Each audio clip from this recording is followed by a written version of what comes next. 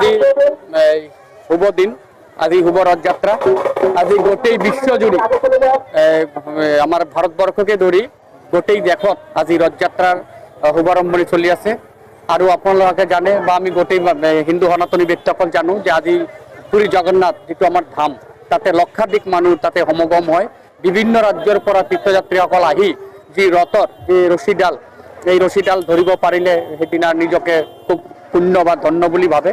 তো তাৰ লগত সংগতি ৰাখি আজিৰ আমাৰ কোকৰাঝাৰ জিলাৰ সাৰ্বজনীন শান্তিনগৰ দুৰ্গা মন্দিৰৰ পৰা তিতাগুৰি ভবানীপুৰলৈকে 4 কিলোমিটাৰ যে ৰথযাত্ৰা, ইয়াতে কোকৰাঝাৰৰ প্ৰত্যেক ব্যক্তিসকল আহি আগভাগ লৈছে।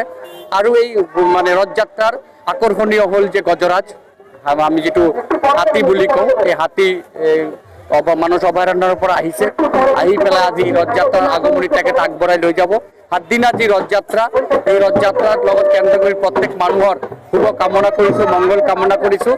আৰু আজিৰ দিনত আমাৰ জগন্নাথ, বলৰাম আৰু সুভদ্ৰা যেটো আমাৰ কলিযুগৰ আমাৰ কৃষ্ণ মহাপ্ৰভু, গৌৰাঙ্গ মহাপ্ৰভু, এই মহাপ্ৰভুৰ কলিযুগৰ অৱতাৰ হিচাপে গৌৰাঙ্গ মহাপ্ৰভু হৈ জগন্নাথ, বলৰাম, সুভদ্ৰা যি আমাৰ ধাম, এই ধামৰ লগত কেন্দ্ৰ কৰি আজিৰ সকলৰ মনোকামনা বা আশীৰ্বাদ সবেই মানে কামনা কৰে, প্ৰাৰ্থনা কৰে যে জগন্নাথে আশীৰ্বাদ প্ৰদান কৰক।